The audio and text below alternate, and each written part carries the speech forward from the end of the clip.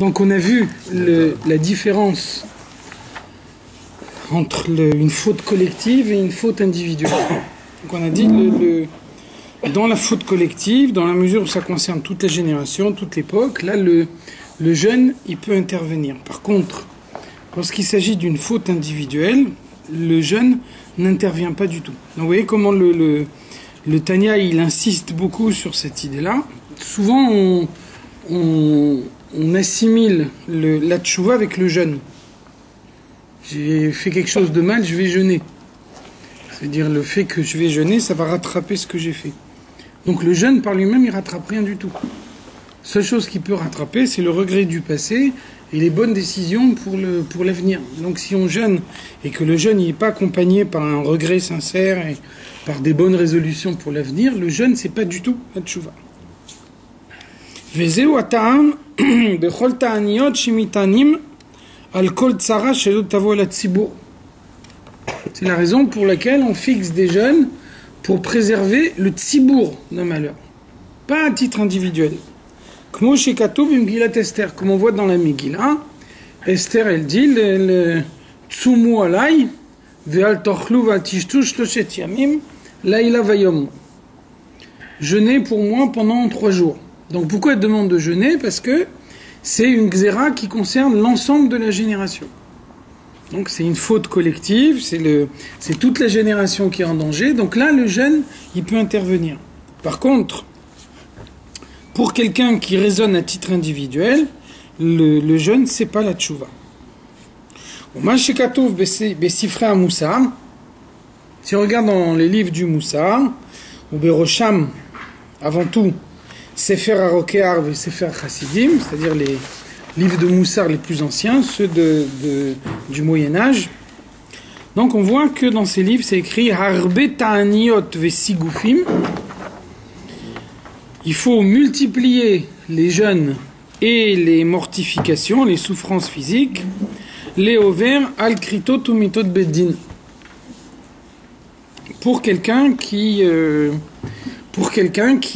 a fait des fautes qui sont punies de karet, mitat beddin, donc des fautes graves.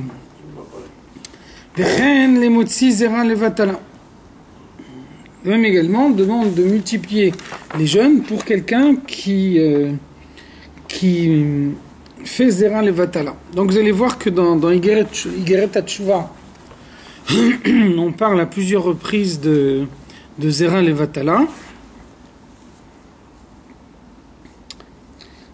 Donc on voit que d'un côté, on voit que le zera levatala, c'est des choses qui sont relativement fréquentes pendant la jeunesse, au point que ça s'appelle chataot neurim, les fautes de la jeunesse. Et d'un autre côté, on voit que zera levatala, d'un certain point de vue, c'est encore plus grave qu'une relation interdite. Parce que zera levatala, ça veut dire que quelque chose qui aurait pu donner naissance à un enfant, quelque chose qui aurait pu faire descendre la vie sur la terre, c'est entièrement perdu. Donc ça veut dire même une relation interdite, une relation interdite, elle peut donner naissance à un mamzer. Donc un mamzer, c'est sûr que c'est pas une situation souhaitable, mais quelqu'un qui est mamzer, c'est un juif à part entière. Il compte dans un minyan, il met les tefilin, il fait les mitzvot. Donc avec toutes les mitzvot qu'il fait, il arrive à faire descendre la lumière de Dieu dans le monde, la lumière dont le monde a besoin pour exister. Un mamzer, il est capable de faire descendre cette lumière dans le monde. Par contre, quand c'est zera levatala, là, on ne donne pas la vie. Donc il y a ces deux aspects dans zera levatala. D'un côté, on voit que c'est une faute qui est relativement fréquente, en tout cas dans la jeunesse. Et d'un autre côté, on voit que c'est une faute qui a une gravité particulière.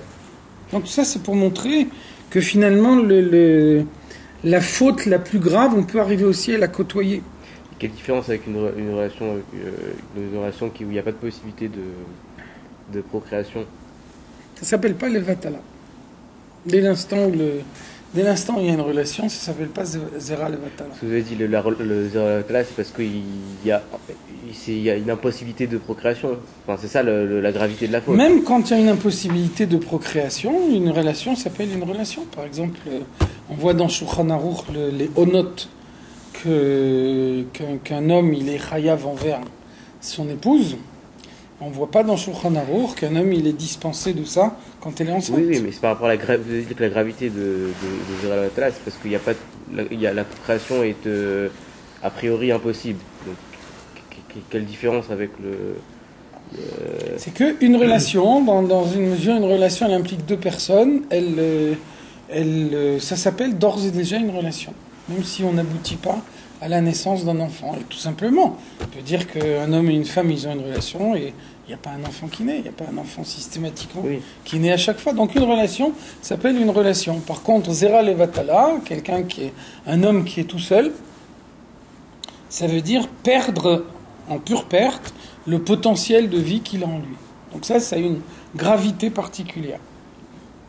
Et le plus grave, c'est quoi? C'est Chayav Karet ou Chayav Mitav Deshamayim? Karet, c'est plus grave. Pourquoi? Karet, c'est plus grave. C'est pour ça qu'on a vu avant que celui qui est Chayav Karet, il mourrait avant 50 ans. Et celui qui est Chayav Mitav Deshamayim, il mourrait avant 60 ans. Pourquoi la faute est plus grave et le Onesh moins fort? Non, là, on n'a pas parlé de Onesh. Deux choses différentes. D'un côté, on dit les overal kritot mitot bedin, première catégorie. Les livres de Moussar, ils nous disent ceux qui sont chayav de kritot ou mitot bedin, eux, ils doivent multiplier les jeunes. Après, on dit vechen, deuxième catégorie, motzi zera levatala. Oui, non, mais ça, je parle de Beklali, pourquoi quand la faute elle est moins grave, il y a un Onesh plus fort quand même. Alors, c'est difficile de dire le moins grave ou plus grave. Ça veut dire, à l'intérieur des relations interdites, on peut dire telle relation, elle est plus grave ou telle relation, elle est moins grave. Maintenant, entre les mitzvot, comment on va dire telle mitzvah, elle est plus grave ou telle mitzvah, elle est moins grave? On dit, un homme, il ne doit pas être choqué l'état mitzvot. Il ne faut pas sous-peser les mitzvot en disant celle-là, elle est plus grave et celle-là, elle est moins grave, parce qu'on n'en sait rien. Je ne sais pas qu'est-ce qui est... Oui, là, on vient de dire que c'était moins grave. La punition. Pas nécessairement la faute elle-même. Chayav mita bidei shamayim, c'est moins grave que karet. D'un autre côté, à l'intérieur des relations interdites, Zera Levatala, c'est plus grave que toutes les autres relations interdites.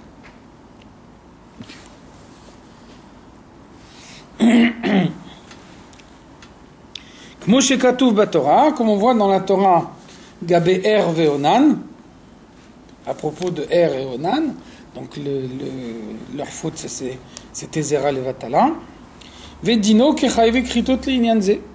Donc de la même façon que on a dit avant, celui qui est Chayav Karet, il doit multiplier les jeunes, donc de la même façon, quelqu'un qui a Zera Levatala, il doit également multiplier les jeunes. Donc, a priori, c'est une objection par rapport à ce qu'on a dit avant. On a dit avant, le jeûne, c'est pas la tchouva. La tchouva, c'est un regret de ce qui s'est passé, et donc une bonne décision pour l'avenir, mais le jeûne, il ne rentre pas là-dedans. Alors que là, dans les Sifrei Moussa, vous voyez bien, quand on parle de Chayav Karet, Chayav Mida bidei shamayim, quand on parle de Motzi Zera Levatala, on parle bien ici de faute individuelle. On ne parle pas de faute collective. Et donc, malgré tout, les Sifrei Moussa nous disent, pour ces fautes individuelles, alors il faut multiplier les jeunes. Donc, a priori, c'est le contraire de ce qu'on a dit avant. Donc, pourquoi? Donc, le Tanya explique, Haïnu, Kede linatzel meonesh isurim shel ma'ala. Chas v'shalom.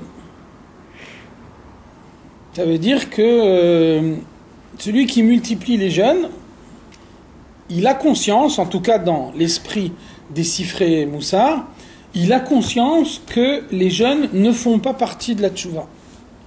Mais donc, il sait que quelqu'un qui a transgressé une faute, Chayav Karet, alors il doit en plus de la tchouva, en plus de Yom Kippour, Dieu doit lui envoyer des souffrances. Et donc, il a l'impression qu'en s'imposant des jeunes, il active les souffrances que Dieu lui a envoyées.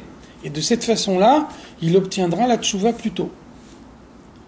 Donc l'Admour Azaken nous dit il ne faut pas l'interpréter comme un sentiment de tchouva à proprement parler, il faut plutôt l'interpréter comme un désir d'activer l'accaparant. Il s'agit de quelqu'un qui a déjà fait tchouva, quelqu'un qui a déjà passé Yom Kippour, et donc, comme il sait, il a étudié la Gemara Yoma qu'on a vu avant, il sait qu'il y a également des souffrances qui sont nécessaires, donc il s'impose lui-même des souffrances en espérant que de cette façon-là, il pourra activer sa capara. C'est un moyen de montrer à Dieu qu'il est impatient d'obtenir la capara. Les gammes, dès les arèzes, Ulmaher gmar kaparat nafsho. De cette façon-là, il souhaite obtenir la kapara le plus rapidement possible. Les gamoulay, là l'Admour Azaken ajoute quelque chose de très très fort. Les gamoulay, peut-être qu'on peut dire que Enoshav el avaye bechol libo venafsho, le fait qu'il multiplie les jeunes, ça fait la preuve que sa tchouva n'est pas totalement sincère. Mais Ahava, il n'est pas inspiré par l'amour de Dieu, qui im meira. Il est inspiré par la crainte de Dieu. Et donc on a vu déjà avant que la tchouva qui est inspirée par la crainte de Dieu, elle est inférieure à celle qui est inspirée par l'amour. Donc on a déjà expliqué, qu'est-ce que c'est l'amour ? C'est un sentiment de proximité.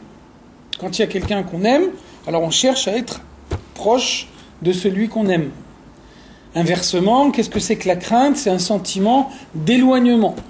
Quand on a peur de quelqu'un, on essaye de rester le plus possible éloigné de lui. Donc, quelle est la tchouva la plus parfaite ? La tchouva la plus parfaite, c'est celle de l'homme qui se dit « j'ai fait une faute, au moment où j'ai fait une faute, je me suis éloigné de Dieu, donc maintenant, il faut que je me rapproche de Dieu. » Se rapprocher de Dieu, c'est un sentiment d'amour. Donc la tchouva la plus parfaite, c'est celle qui est inspirée par l'amour de Dieu. Ma préoccupation, c'est que la faute m'a éloigné de Dieu, et donc je voudrais me rapprocher de Dieu comme j'étais proche avant la faute. Si maintenant, quelqu'un fait tchouva, et que sa tchouva se manifeste par le fait qu'il jeûne. Le jeûne, c'est pas la proximité de Dieu. Donc l'Admour Azaken, il nous dit, qu'est-ce qui le conduit finalement à jeûner ? C'est qu'il a peur de la punition de Dieu. Et donc il a l'impression qu'en s'imposant lui-même une punition, il se dispense de la punition de Dieu. Je m'impose des jeûnes, je m'impose des mortifications, je me fais souffrir moi-même, et donc toutes les souffrances que je m'impose moi-même, eh ben c'est en moins dans les souffrances que Dieu va m'imposer. Finalement, l'Admour Azaken nous dit, c'est quoi jeûner ? C'est un manque de confiance en Dieu. Au lieu de s'en remettre à Dieu et de dire moi j'essaye d'être le plus proche possible de Dieu, après Arbed Rachim Lamakom, si Dieu il veut me faire souffrir, il me fera souffrir, si Dieu il veut que ça se passe autrement, ça se passera autrement. Alors au lieu de ça, on dit voilà, moi je veux bien retourner vers Dieu, mais j'ai peur de ce qu'il va me faire.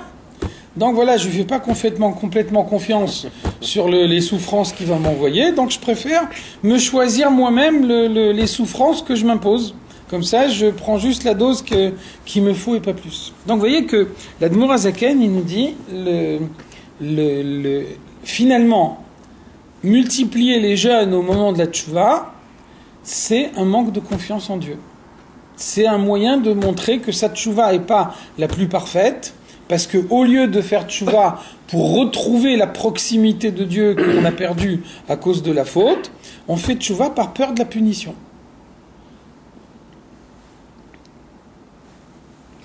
Les livres Sefer Rokach et Sefer Chassidim,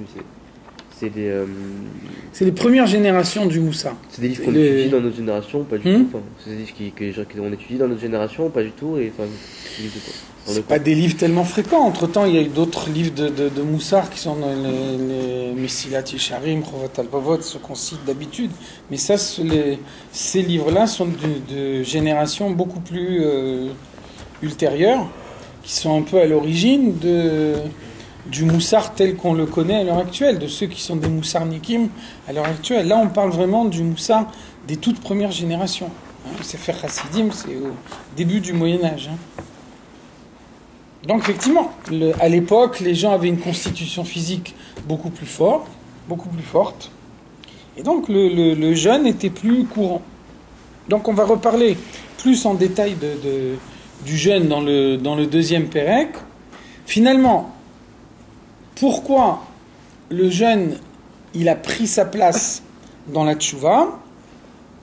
C'est parce qu'on va voir que à l'époque du Beth Amikdash, ceux qui avaient fait une faute, ils apportaient un korban dans le Beth Amikdash. Qu'est-ce que ça veut dire un korban? Un korban, ça veut dire on sacrifie un animal, on le brûle sur le misbéach, et donc celui qui a offert le korban, il se dit, normalement, tout ce qui arrive à l'animal, ça devrait m'arriver à moi. Et c'est juste la bonté de Dieu qui fait que ça arrive à l'animal et ça ne m'arrive pas à moi. Donc finalement, les Chachamim, ils se sont dit, le jeûne, c'est un peu la même chose. Quelqu'un qui jeûne, il maigrit. Et donc toute la graisse qu'il a perdue à cause du jeûne, c'est un peu comme un korban qu'on offre sur le misbéach.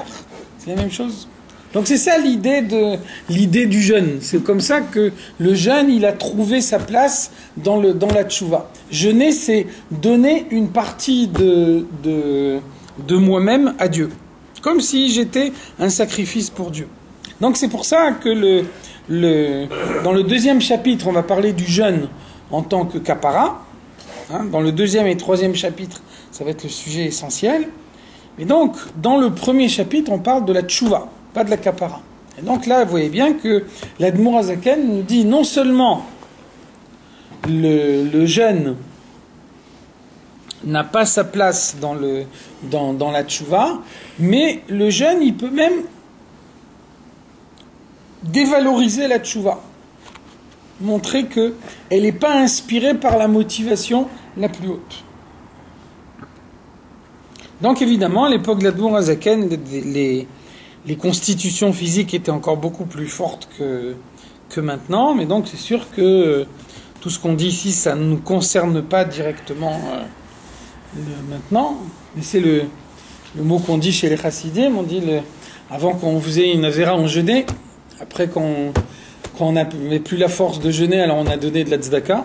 Et puis si on n'a pas la force de jeûner, on n'a pas l'argent pour donner de la tzedaka, qu'est-ce qu'on peut faire? Il ne faut pas faire la vera. C'est le moyen le plus sûr.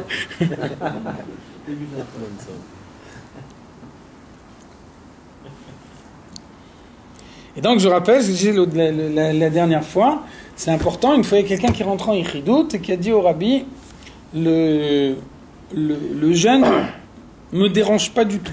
Moi, à titre personnel, je supporte parfaitement le jeûne. Et donc, pourquoi pas faire tous les jeûnes qui sont écrits dans Egeret HaTshuva, puisque moi, je le supporte bien.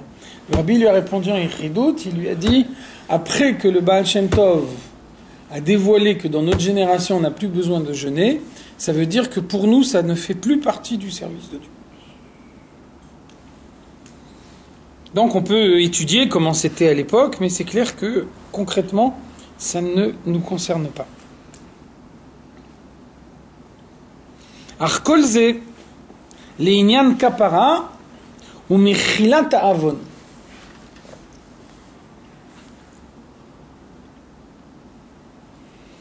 Donc tout ce qu'on a vu, c'est la tchouva qui a pour but de racheter la faute.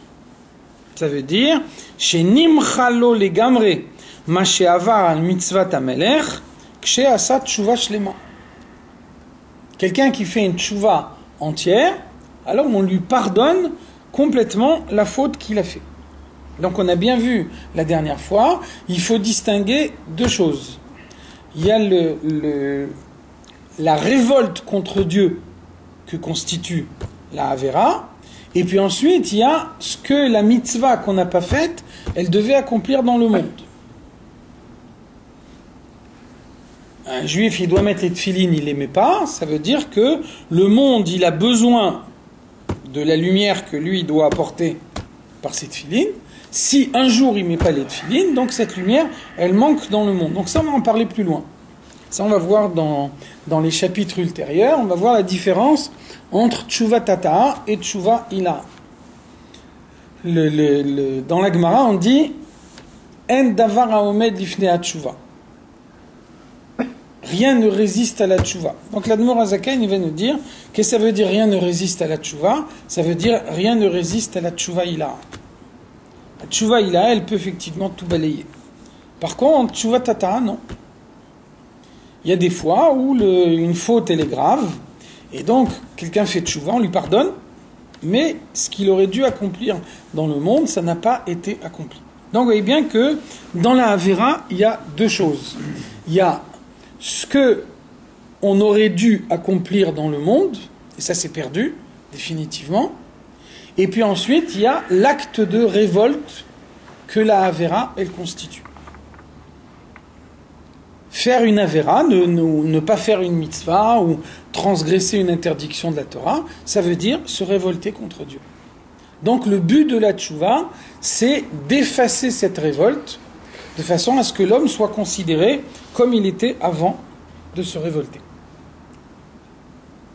Donc tout ce qu'on a vu dans le premier chapitre, c'est la définition de la tchouva qui permet de réparer le passé.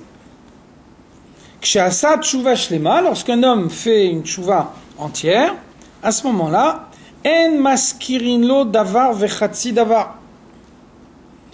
On ne lui rappelle plus du tout la faute, on ne lui rappelle même pas chatsi davar, la moitié de la faute, ça veut dire un souvenir de la faute. Lorsque la tchouva est une véritable tchouva, alors la faute, elle est effacée complètement.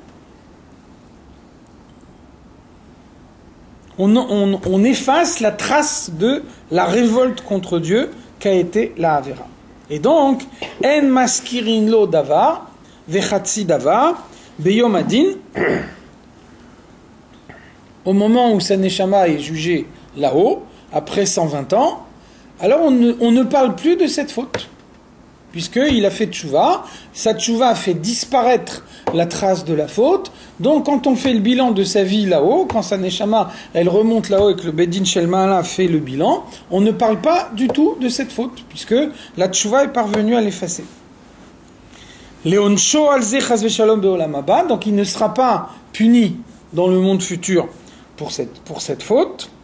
Ve'niftar legamre minadin be'olam haba, le jugement est entièrement retiré. Donc encore une fois, on parle ici de la révolte contre Dieu. Au moment où on fait tchouva, l'effet de cette révolte, la marque de cette révolte est entièrement supprimée, et donc l'homme est considéré comme si il n'avait pas fait la faute du tout. Ça, c'est l'effet de la tchouva. Et donc là, on va introduire une autre notion, c'est la notion de kapara qui vient compléter la tchouva. Omnam sheyeh leratson lifnei Hashem. On veut maintenant que cet homme-là, il soit agréé, voulu par Dieu. Merutse vechaviv lefanav yitbarech kekodem achet. Que Dieu ait exactement le même sentiment envers lui qu'avant la faute.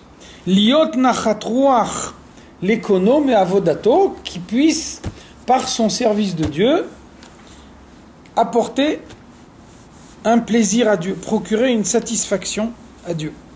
Donc on a vu l'exemple qu'on va voir un peu plus loin dans ce chapitre. Un roi a un conseiller, et donc le conseiller se révolte contre le roi. Donc le conseiller, il regrette ce qu'il a fait, il va voir le roi, et le roi lui pardonne.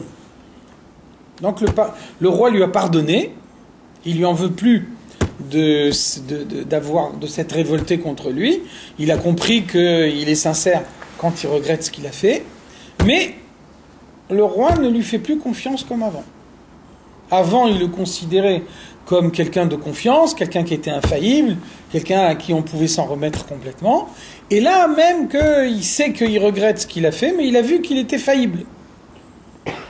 Donc même s'il lui en veut pas, il lui pardonne complètement ce qu'il a fait, malgré tout, il ne retrouve pas avec lui la relation de confiance qu'il avait au préalable. Donc c'est là que la kapara vient compléter la tchouva. La tchouva, elle permet d'obtenir le pardon pour ce qui a été fait. La kapara, une fois que le pardon a déjà été obtenu, la kapara, elle vient ramener à l'état initial. Et donc, l'Admour Hazaken va nous dire, on a vu avant comment dans la tchouva, le jeûne n'a pas sa place. Par contre, dans la kapara, là, effectivement, il a sa place. La kapara, elle intervient lorsque la tchouva est effective.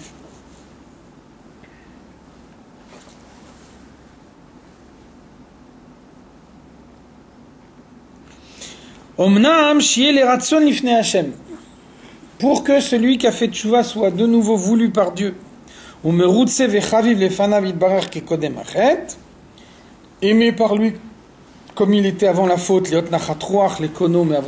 pour que son service de Dieu satisfasse Dieu, Aya tsarich leavi korban ola. À l'époque du Beth Amikdash, celui qui voulait parachever sa tchouva, il apportait un korban ola dans le Beth Amikdash. Qu'est-ce que ça veut dire ola? Ola, c'est un sacrifice qui est entièrement brûlé sur le misbéach. Il y a d'autres korbanot où les kohanim ils mangent une partie, ou ceux qui ont offert le korban, ils mangent une partie.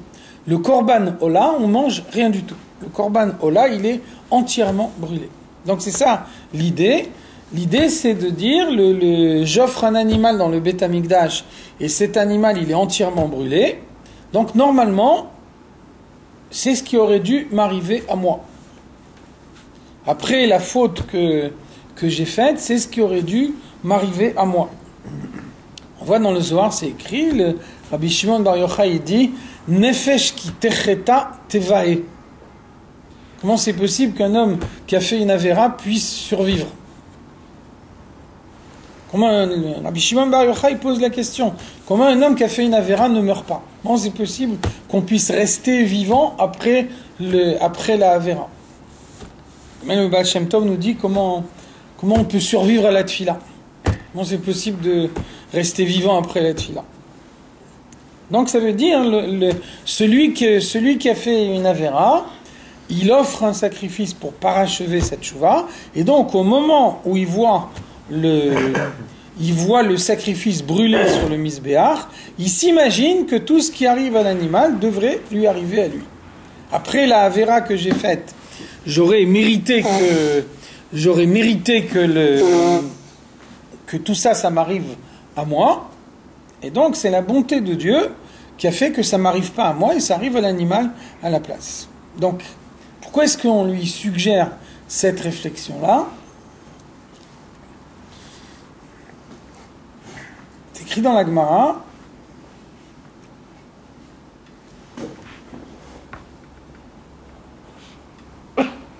Quelqu'un se noie pendant le Shabbat.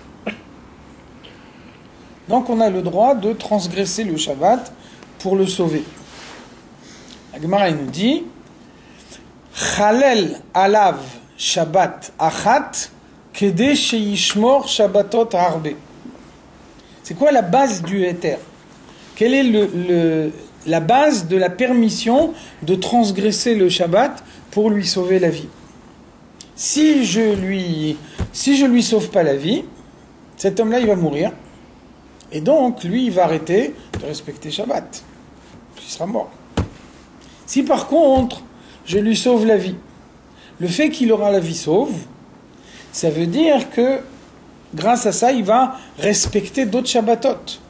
Donc finalement, quand je lui sauve la vie, je ne transgresse pas le Shabbat. Je renforce le respect du Shabbat.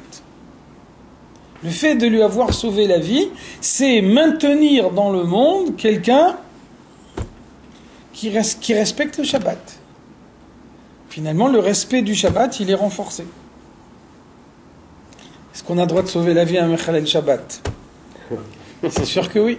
Parce que quand on lui sauvera la vie, il fera tchouva, il respectera le Shabbat. Donc c'est sûr que le Shabbat, il sera renforcé de cette façon-là. Donc vous voyez que toute la base du éther de transgresser le Shabbat, c'est de dire, dans ce cas-là, la transgression n'est pas une véritable transgression, mais c'est au contraire un renforcement du Shabbat. Donc, de la même façon ici, un homme, il apporte un korban dans le Beth Amikdash et devant ses yeux, il voit le korban qu'il a apporté qui est entièrement brûlé. Quelle est l'idée qu'on lui suggère? L'idée qu'on lui suggère, c'est normalement tout ça, ça aurait dû m'arriver à moi. Si Dieu a fait que ça ne m'arrive pas à moi et que ça arrive à l'animal, c'est pour que, à l'avenir, je multiplie les mitzvot. C'est pour ça que Dieu a permis que ce qui aurait dû normalement m'arriver à moi, ça arrive à l'animal à ma place. De cette façon-là, moi je conserve la vie sauve et ça me permet de faire beaucoup d'autres mitzvot à l'avenir. Ça c'est l'idée qu'on veut suggérer à celui qui apporte un korban dans le Beth Amikdash. Et donc ça c'est la kapara. La kapara, ça veut dire... Dans un second temps, une fois que la tchouva elle est d'ores et déjà acquise, je regrette ce que j'ai fait et je prends de bonnes décisions pour l'avenir. Donc la kapara, elle vient dire la bonne décision, c'est pas uniquement je ferai plus la avera, c'est je ferai des mitzvot supplémentaires. Je ferai beaucoup plus de façon à jamais me retrouver dans la situation de la avera que j'étais au préalable. Donc vous vous rappelez l'expression du Rambam, vous avez une barre de fer qui est tordue à gauche. Si vous voulez la remettre droite, il faut la tordre à droite. Donc quelqu'un, il s'est écarté de la volonté de Dieu en faisant moins. Pour pouvoir réparer ce qu'il a fait, il doit faire beaucoup plus. Ça ne suffit pas de revenir à l'état initial, il faut qu'il rajoute beaucoup d'autres mitzvot, qu'il fasse beaucoup plus à l'avenir. Afilu al mitzvat asekala, même pour un commandement positif léger, chez En Bakaret ou Mitat Beddin, qui n'est pas puni par les punitions les plus graves, même dans ce cas-là, on a porté un korban dans le Beth Amikdash. Et donc, on a dit la dernière fois, un korban, c'est cher. On achète une vache, on achète la farine, l'huile qui va avec, donc c'est une époque où les gens ils sont pas extraordinairement riches. Donc, on demande à quelqu'un d'apporter un korban dans le Beth Amikdash, c'est un gros sacrifice financier, y compris lorsque la avéra qui a été commise n'est pas une avéra extrêmement grave. Donc tout ça, c'est la kapara. Tout ça, c'est pour lui montrer que, quelle que soit la avéra qu'on a faite, en tout état de cause, n'importe quelle avéra est un acte de révolte contre Dieu. Et donc il faut arriver à inspirer à l'homme le désir de réparer cette révolte contre Dieu qu'il a eue.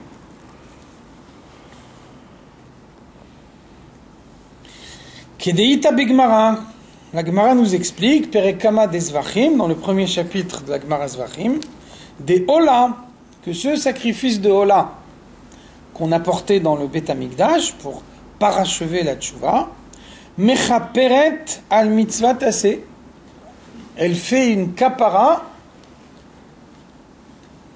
pour la transgression d'un commandement positif. Donc je répète encore une fois, la kapara, ça ne veut pas dire qu'on fait descendre dans le monde la lumière qui aurait dû descendre au moment de la mitzvah. Ça, on en reparlera après, quand on va parler de tchouva ila. Quand on dit mechaperet al mitzvah taseh, ça veut dire non seulement la trace de la faute, elle est effacée de ma neshama, mais Dieu me fait confiance de nouveau. Comme si cette avéra n'avait jamais été commise. On retrouve la relation qu'on avait au préalable. C'est ça, mechaperet. Vehi doron. Donc on peut comparer ça à un cadeau. Les achar she'asa tshuva. Venim chalo haonesh. Après la tshuva. Une fois que la tshuva est déjà effective et que le pardon a d'ores et déjà été obtenu. Donc on ne peut pas faire passer la kapara avant la tchouva. Et là, le jeûne n'a pas de sens tant que la tchouva n'est pas acquise. Donc c'est pour ça que on compare donc la kapara à un cadeau. C'est-à-dire que si vous reprenez le même exemple, qu'on va retrouver tout de suite dans le Tanya, donc le conseiller, il va voir le roi, il lui demande pardon. Et le roi lui pardonne. Et donc, comme le conseiller voit bien que même si le roi lui pardonne sincèrement, mais quand même, à l'avenir, il n'aura pas le même degré de confiance envers lui qu'il a eu jusqu'à maintenant, donc le conseiller, il apporte un cadeau au roi, en espérant que ce cadeau, il va rétablir la bonne relation qu'il avait avec lui au préalable. Donc, vous voyez bien que le cadeau, il a un sens que après que le conseiller il a demandé pardon au roi et qu'il a obtenu son pardon. Si le conseiller vient voir le roi avec un cadeau alors qu'il ne s'est pas excusé, alors que le roi n'a pas vu qu'il regrette ce qu'il a fait, il n'acceptera jamais son cadeau. Donc la kapara n'a pas de sens avant la tchouva. La kapara, elle vient après la tchouva, et une fois que la tchouva est d'ores et déjà acquise et effective. C'est pour ça que les caparotes qu'on fait à l'heure actuelle, ils viennent après le mois de Elul, avant. Les caparotes qu'on fait avant un petit point. Ouais. Ils viennent après le mois de Elul, après la tchouva de Elul. Et après on apporte. Alors c'est un peu la même idée, c'est exactement la même idée. C'est écrit dans Shulchan Aruch, on dit que au moment où on fait les caparotes, on doit imaginer que tout ce qui arrive au poulet, ça aurait dû m'arriver à moi. Exactement comme on dit ici pour le korban dans le Beth Amikdash. C'est la même chose.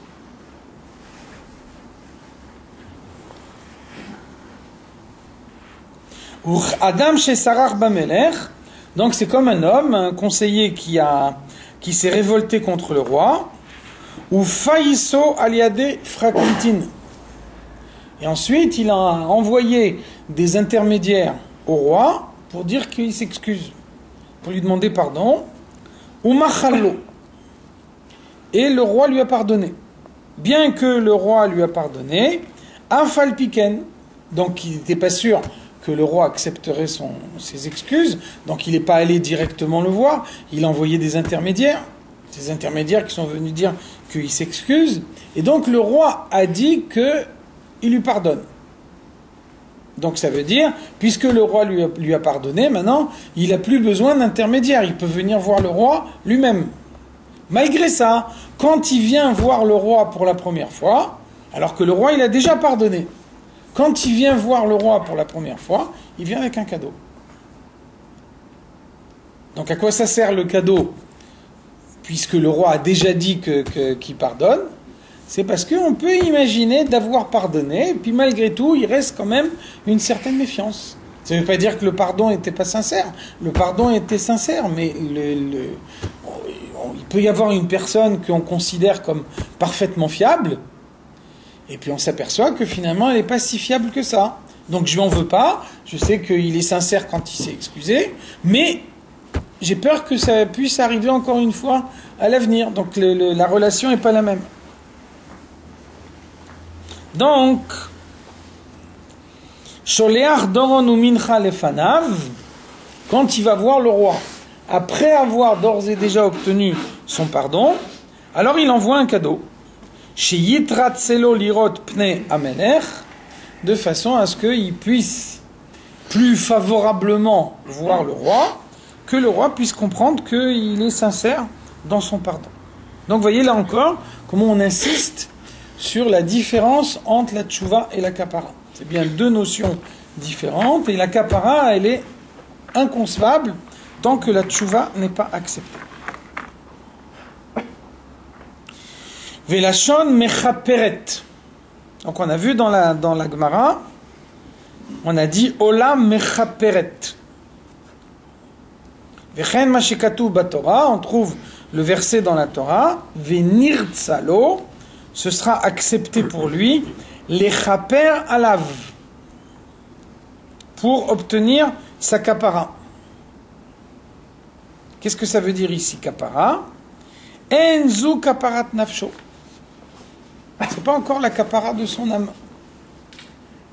Peut-être que son âme avait besoin de faire descendre cette lumière dans le monde, et donc il n'a pas fait descendre la lumière dans ce monde, donc il fait tchouva, on lui pardonne, mais quand même, la lumière dont sa neshama a besoin. Sa neshama, elle est descendue dans le monde pour recevoir cette lumière-là.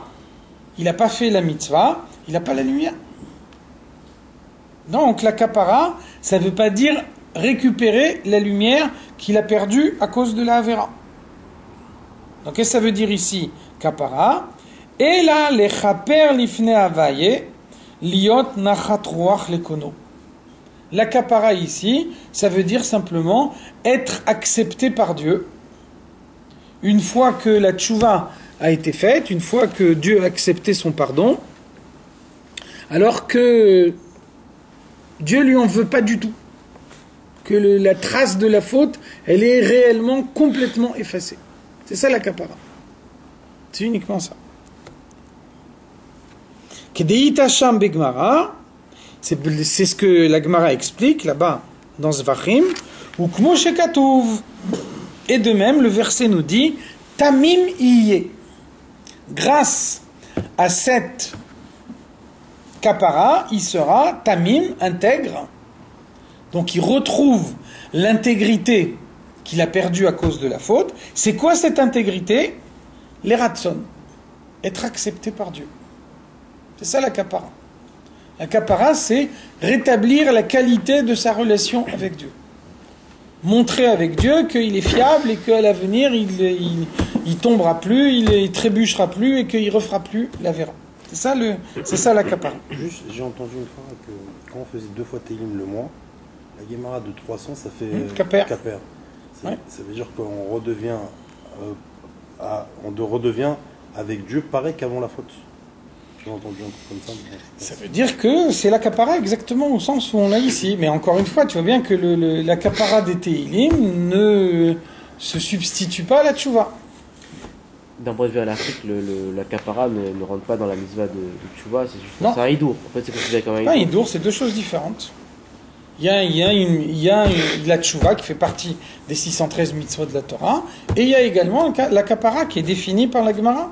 La Gemara nous dit de quelle manière obtenir la kapara. Mais donc, vous voyez bien que tout ça c'est très utile, parce que souvent il y a une confusion entre la tchouva et la kapara. Et c'est justement parce que il y a encore une fois, c'est moins à notre époque, parce que le jeûne est beaucoup moins fréquent qu'à l'époque où le Geret HaTshuva a été écrit. Mais le fait qu'il y a eu une tellement grande confusion à une époque où on a pensé que le jeûne c'était la Tshuva, c'est justement parce que les gens confondaient les notions de Tshuva et de Kapara. Hein, j'ai fait tomber des tefilines par terre, je vais jeûner. C'est-à-dire, ça me vient même pas à l'idée que je dois regretter ce que j'ai fait et prendre des précautions pour que ça se repasse plus à l'avenir. La seule idée qui me vient à la tête, j'ai fait telle chose, je dois jeûner. Donc ça, c'est une confusion entre Tshuva et Kapara. La notion de Mirza, c'est-à-dire la notion d'agréer, en fait, on la retrouve, je ne sais pas si c'est dans le Seder de Pessah, à la fin du Seder complètement, il y a un petit chapitre qui s'appelle Mirza. C'est-à-dire. C'est la dernière étape du Seder. Hein. C'est la dernière étape du Seder. C'est-à-dire que le Seder, c'est quoi? C'est une kapara en soi-même? Non, le Nirtza, ça veut dire le Seder, c'est un moment où il y a de multiples mitzvot. Il y a la matzah, il y a les 4 verres de vin, il y a des mitzvot de Horaïta, il y a des mitzvot de Rabbanan. Donc ça veut dire, à la fin de la soirée, une fois qu'on a fait toutes ces mitzvot-là, on demande à Dieu de les accepter. Donc ça, effectivement, on a vu déjà cette notion. Il y a accomplir la mitzvah, et il y a faire en sorte que la mitzvah soit une véritable mitzvah. On a vu déjà cette idée-là. Le rabbi précédent détaille cette idée-là dans un mahamar de Tafresh Pedalet. Le rabbi précédent, il nous dit quelqu'un va acheter des tefilines chez le meilleur sofer du monde. Et puis, il se trouve que ces tefilines, elles sont psoulotes. C'est pas de sa faute. Lui, il a fait tout ce qu'il fallait d'après la halakha. Il a été chez le meilleur sofer, etc. Il a acheté des bonnes tefilines. Il se trouve que malheureusement, le sofer, il a fait une erreur au moment où il les a écrits. Donc pendant des mois ou des années, il va mettre des tefilines psoulotes, alors que lui, il a fait tout ce qu'il a pu de son côté pour... Ou alors, par exemple, à Purim, c'est écrit, sur le jour de Purim, on dit Kola pochetiad not nimlo. N'importe qui demande la tzedaka, on lui donne. Donc maintenant, quelqu'un me demande la tzedaka, et c'est quelqu'un qui est plus riche que moi. Donc d'un côté, c'est écrit dans Shulchan Aruch, Kola pochetiad not nimlo, je suis obligé de lui donner. D'un autre côté, au moment où je lui ai donné, puisqu'il est plus riche que moi, j'ai pas accompli la mitzvah de tzedaka. Donc, le rabbi précédent, il déduit de là, il dit, dans les mitzvot, il y a deux choses. Il y a faire la mitzvah, et après, il y a demander à Dieu que la mitzvah, elle soit agréée. Et c'est pas automatique. On peut imaginer que moi, de mon côté, j'ai fait tout ce qu'il fallait pour que la mitzvah elle soit bien, et quand même, c'est sorti que la mitzvah, elle n'est pas bien. Donc, dans chaque mitzvah qu'on fait, il y a les deux choses. Il y a l'action concrète. L'action concrète, je dois faire exactement ce qui est écrit dans Shulchan Aruch. Mais malheureusement, même en faisant tout ce qui est écrit dans Shulchan Aruch, ça peut arriver que la mitzvah ne soit pas acceptée. Donc après, j'ai besoin également de prier Dieu, de demander à Dieu que ma mitzvah soit acceptée. Donc c'est ça le nirtza. C'est la même chose pour la kapara. J'ai fait tchouva, ma tchouva c'est une tchouva sincère, la preuve c'est qu'à l'avenir je ne refais pas la havera, mais j'ai besoin quand même de demander à Dieu de l'accepter, d'être sûr que la tchouva était vraiment acceptée. C'est la kapara. Alors c'est quoi la kapara du fgam alors? Vraiment là, quand on dit la le mot tchouva. La tchouva retire le fgam. Mais non, on vient de dire que la tchouva, c'est la tchouva, elle retire le fgam. Par contre, la tchouva ne rattrape pas ce qui aurait dû être accompli dans le monde. C'est ça le fgam? Non. Le fgam, c'est un fgam dans l'anshama. Quelqu'un qui se révolte contre Dieu, il a un fgam dans sa neshama. Donc ça répare. Ça, c'est réparé. Donc, à tel point qu'on a dit avant, quand il arrivera devant le Bedin Shel Ma'ala, on ne lui mentionnera même pas cette avéra, parce qu'elle est entièrement réparée. Donc la tchouva, c'est la kapara? Non, la kapara, c'est après la tchouva. La tchouva, c'est le retrait du fgam. Et après, une fois qu'il y a le retrait du fgam, la kapara, elle fait que on revient dans la situation initiale. On rétablit la relation initiale. J'ai pas compris. Comment on fait la kapara alors? Si c'est pas par le jeûne. Tout de suite, on va le dire aussi, c'est par le jeûne, bien sûr. Non, on a dit c'est pas par le jeûne. C'est à l'époque de l'Admour Hazaken, c'est par le jeûne. C'est pour ça que là, on va nous parler du jeûne en détail. Ve'arshav she'en lanu korban. Actuellement, on n'a plus de korban, donc on n'a pas de moyen de faire un korban dans le Beth Amikdash. Les afik ratson me Hashem, pour être nirtse, pour être accepté par Dieu. Donc, qu'est-ce qu'on fait maintenant? Ata'anit ou bemakom korban. Donc, ça veut dire le ta'anit remplace le korban avec l'idée que, je disais tout à l'heure, on va le dire tout de suite,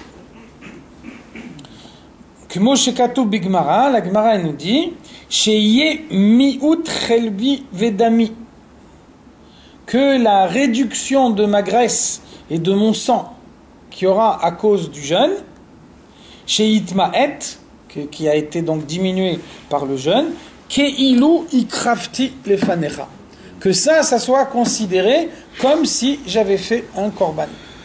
Donc quelqu'un qui fait tchouva, une fois que sa tchouva a été acceptée, si il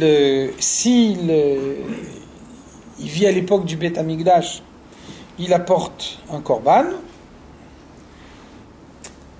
Il y a un truc que je comprends pas, c'est le korban, c'est pour les fautes involontaires. Mais pour les fautes non, volontaires, il y a le pas korban, c'est pas on parle pas d'un korban khatat, on parle d'un korban ola. Korban khatat, c'est pour une faute involontaire. Korban ola, c'est une fois que la tchouva elle a déjà été acceptée, quelqu'un il fait un cadeau à Dieu. Comme dans l'exemple qu'on a vu tout à l'heure, le conseiller vient voir le roi avec un cadeau à la main. Même chose ici, on offre un korban qui est un cadeau pour Dieu. De façon à lui demander... Mais sans préciser, qu'est-ce que c'est, ça veut dire? C'est une kapara. C'est une kapara. C'était l'usage, c'est ce que dit la Gemara Zvachim. Ceux qui faisaient tchouva à l'époque du Beth Amikdash, ils avaient l'habitude ensuite d'apporter un korban dans le Beth Amikdash. Ce korban, il appartient à la catégorie de Ola, c'est-à-dire qu'il est entièrement brûlé. Donc on va voir après que à notre époque, à nous, c'est difficile de jeûner. Donc pour nous, ce qui ce qui remplace le jeûne, c'est la tzedaka. Et donc on va voir après, l'Admour Azaken va nous dire, c'est écrit dans la Gemara nous dit « Ame basbez, ali basbez yoter mechomesh ». Celui qui veut donner la tzedaka n'a pas le droit de donner plus que 20% de ce qu'il gagne à la tzedaka. De nos jours, c'est pas la peine de le dire, les gens le comprennent d'eux-mêmes. Mais il fut un temps, on avait besoin de préciser qu'il y avait une limite. Alors pourquoi les Chachamim ils ont fait une limite? C'est parce que les gens donnaient beaucoup de tzedaka justement, et puis dans chaque communauté il y avait une soupe populaire. Et donc tous les gens ils donnaient tout l'argent qu'ils avaient à la tzedaka, puis après ils dépendaient de la soupe populaire. Donc comme le tamchoui, soupe populaire. Donc comme déjà à l'époque les budgets ils étaient limités, donc les Chachamim ils ont fait une gzera qu'on n'a pas le droit de donner plus que 20% de ce qu'on gagne, de façon à ne pas surcharger la soupe populaire. Ça c'est l'origine du issour de ne pas dépasser 20%. C'est pour ça que la Gemara nous dit quelqu'un qui possède moins que 100 pièces, il a le droit d'aller à la soupe populaire. Donc la Gemara nous dit qui c'est Racha Haroum, un Racha rusé, c'est quelqu'un qui prend un pauvre qui a 99 pièces et lui donne une pièce. Donc a priori il a donné la tzedaka, mais avec ça il le bloque, il ne peut plus rentrer à la soupe populaire. Ça veut dire que tout ce qui lui fait perdre, c'est finalement beaucoup plus que ce qu'il lui a donné. Donc ça fait le contexte historique qui fait que les Chachamim ils ont mis une borne supérieure à la tzedaka. Donc l'Admour Azaken il va nous dire par la suite, il va nous dire pourquoi tout ça s'applique pas de nos jours. Pourquoi est-ce que nous, à notre époque, on peut donner plus que 20% de tzedaka? On peut nous? Oui, on va le voir. L'Admour Azaken va le dire clairement. Donc pourquoi on a le droit de donner plus que 20% à la tzedaka? C'est parce que à l'époque, les gens donnaient l'argent uniquement à titre de tzedaka. De nos jours, la tzedaka c'est une kapara. Comme on n'est plus capable de jeûner, comme on n'est plus capable d'apporter un korban dans le Beth Amikdash, donc pour obtenir la kapara, la seule chose qui nous reste, c'est la tzedaka. Donc l'Admour Azaken nous dit, à partir du moment où la tzedaka devient une kapara, là il n'y a plus de limite. Ça veut dire que par exemple, quelqu'un qui est malade, Chas Shalom, il ne va pas dire j'achète le médicament jusqu'à 20%. Si le médicament il coûte plus que 20%, je ne l'achète pas. Donc l'Admour Azaken il nous dit la guérison de la neshama elle n'est pas moins importante que la guérison du corps. Donc si quelqu'un pour guérir son corps il est capable de donner beaucoup plus que 20% de ce qu'il gagne, donc pour la neshama aussi, pour guérir sa neshama, on doit être également capable de donner plus que 20%. Donc après on va arriver à ça, on va voir qu'à notre époque c'est la tzedaka qui remplace le jeûne. Mais donc là, dans un premier temps, à la fin du chapitre 2 et au début du chapitre 3, on va développer cette idée du jeûne. Et surtout, ce que l'Admour Azaken va montrer ici, c'est le nombre de jeunes démesurés qu'ils étaient capables de s'engager, même sur des fautes qui sont en apparence, qui ont l'air pas très graves. Et ça nous montre le désir qu'il faut avoir d'obtenir la kapara. Bon, ils se sont imposés des souffrances énormes, même dans des fautes pas graves, pour obtenir la kapara. Parce qu'on ne peut pas imaginer de porter encore sur soi la trace de la Avera. Donc le jeûne, c'est une certaine forme de korban. Le fait qu'on perde la graisse, on perd du sang, par le jeûne, c'est considéré comme l'animal qui est brûlé sur le misbéach. Oui. Le maaser, c'est la tzedaka? Le maaser, c'est une partie de la tzedaka. Le maaser, c'est 20%, c'est le maximum à l'époque de la Gemara. Le maaser, c'est le minimum de la tzedaka. D'accord. Mais donc aujourd'hui, là, c'est marqué qu'il n'y a plus 20%. Et je crois que j'ai vu dans Hirot Kodesh, le rabbi il dit 1/5. 20%. Ouais, Ah. oui, mais il dit Ça jusqu'à compte. 1%. Et là, il dit plus que 20%. Ça veut dire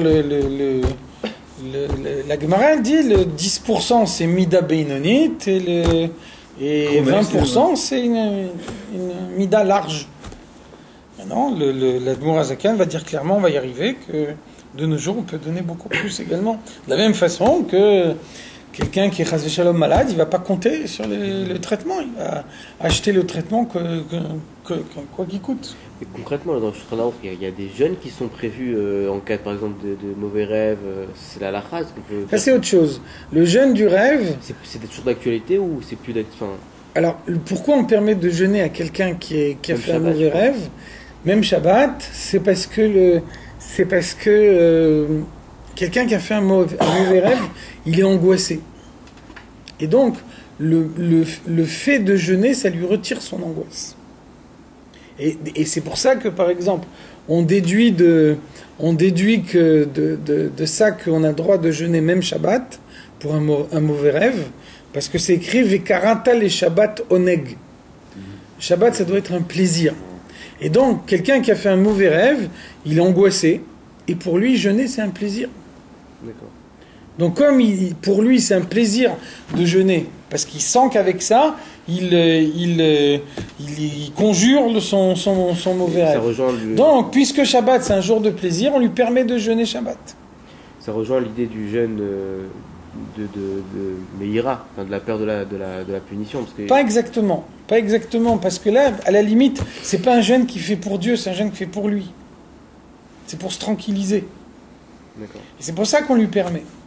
Quelque chose qui le tranquillise à lui, c'est positif. Finalement, grâce à ça, il va se calmer, c'est l'essentiel. Et l'anniversaire. Jeûner un jour Il y d'anniversaire. en a qui jeûnent l'anniversaire. Hein? Non, il y en a qui jeûnent le jour de leur anniversaire. Il regrette d'Al-Kochach Ratachai. Il regrette d'être né.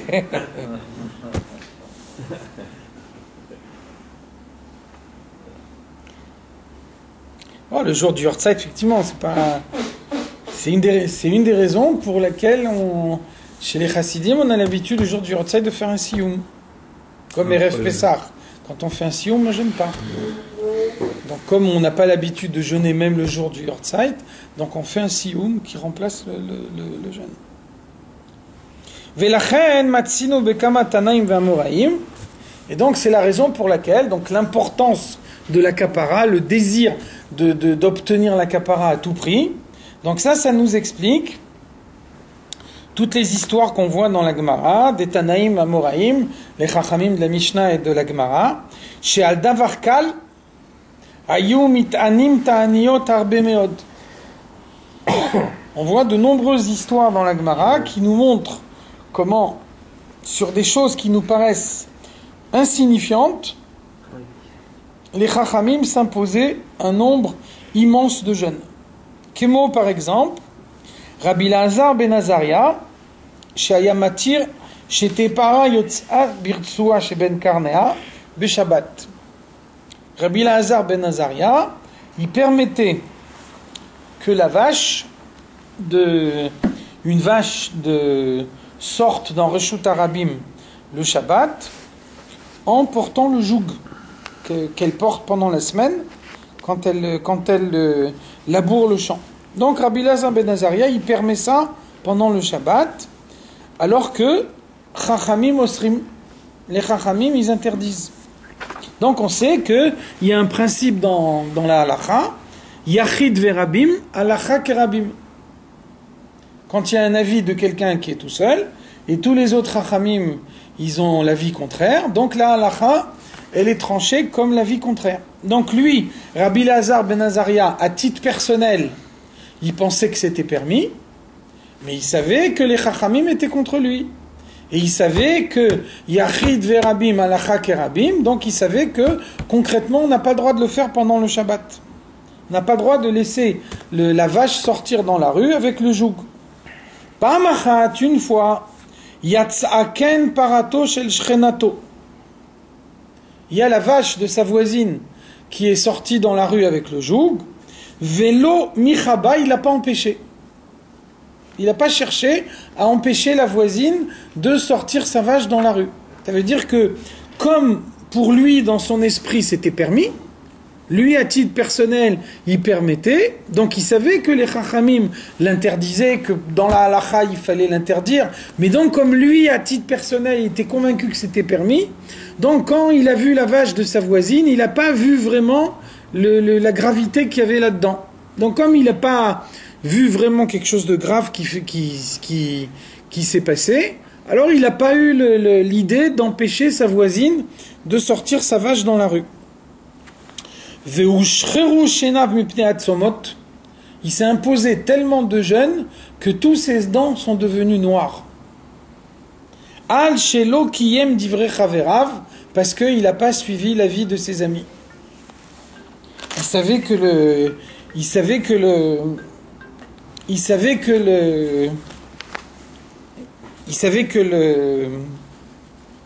les chachamim interdisaient. Donc, il aurait dû immédiatement penser à empêcher sa voisine, il n'a pas empêché. Et donc, après coup, il s'est aperçu qu'il n'a pas appliqué la halacha puisqu'il devait suivre l'avis de ses amis. Et donc, il s'est imposé un nombre de jeûnes tellement grand que toutes ses dents sont devenues noires. Vechen Rabbi Yoshua, she'amar boshni midivrechem bet Shammai. Une fois, il y avait une discussion dans le Beth Midrash entre Rabbi Yoshua et Beth Shammai. Et donc, ils discutaient entre eux, et Rabbi Yoshua, il n'était pas du tout d'accord, et il a dit « J'ai honte de vos paroles. J'ai honte que vous puissiez parler comme ça. » Après coup, une fois que la phrase elle est sortie de sa bouche, alors il a regretté, il s'est dit qu'il avait manqué de kavod à Beth Shammai, il n'aurait pas dû employer une phrase aussi forte. J'ai honte de ce que vous venez de dire. Donc, lui aussi, il s'est imposé un nombre de jeûnes tellement grand que toutes ses dents sont devenues noires. Ravuna, Pa'am nit'af chalo retsua shel tfilin. Ravuna, une fois, les lanières de ces tfilines se sont retournées. Donc les tfilines, elles doivent toujours être avec le côté noir vers l'extérieur. Et donc une fois, les lanières des tfilines se sont retournées. Donc c'est le côté blanc qui est sorti devant. Ve'it'ane même tsomot, il a jeûné 40 jours. Alors que la lanière des tfilines s'est retourné sans sa volonté. Uchine rabot, et il y a de nombreux cas comme ça. Donc pourquoi on nous cite ces quelques exemples? Pour nous montrer des fautes qui ont l'air d'être des fautes insignifiantes. Et donc, à une époque où les gens pouvaient jeûner, alors ils s'imposaient un nombre incalculable de jeûnes pour pouvoir obtenir la kapara. Parce qu'ils ne pouvaient pas supporter l'idée que même si j'ai fait tchouva, même si Dieu il a enlevé le vgam de la faute, malgré tout, peut-être que Dieu n'a pas confiance en moi autant qu'il avait avant. Peut-être que je ne suis pas nirtse devant Dieu autant que je l'étais au préalable.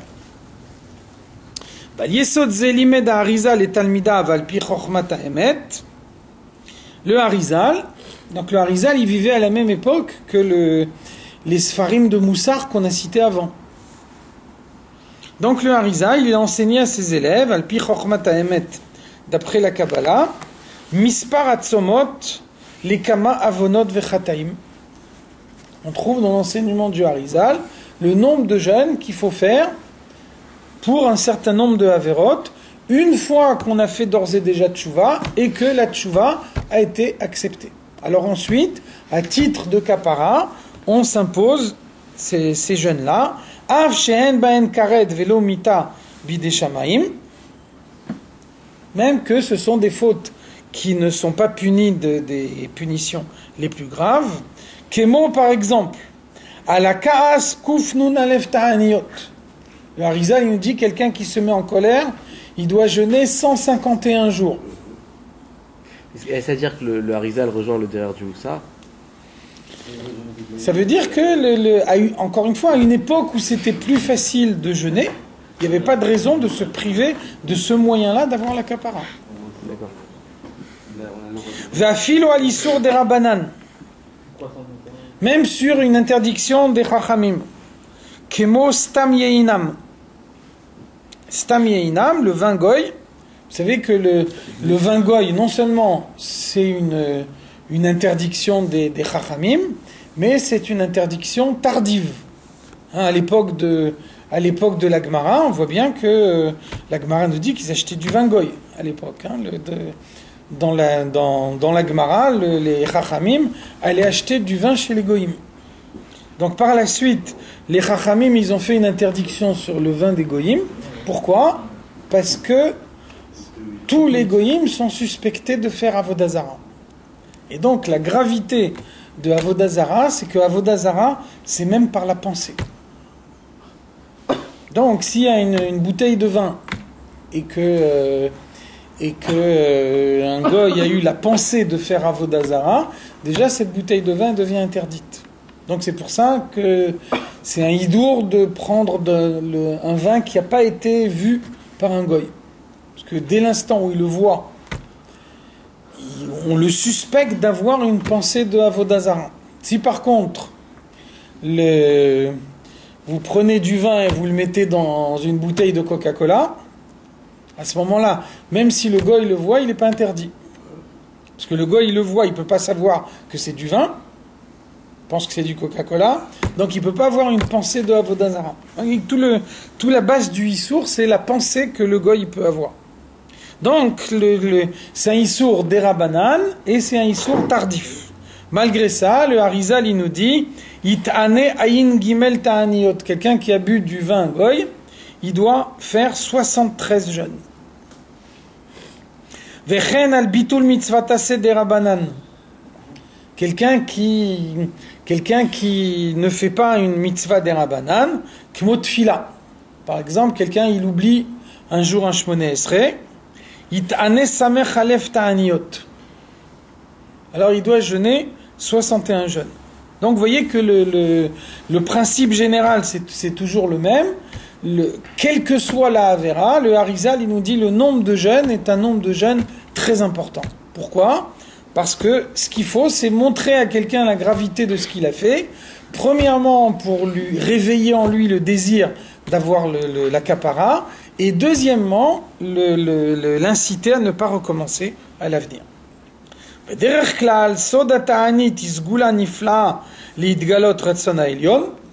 Donc de façon générale, le jeûne c'est un bon moyen de susciter la volonté de Dieu, comme le korban, puisqu'on a vu que depuis la destruction du Beth Amikdash, le korban a été remplacé par le ta'anit.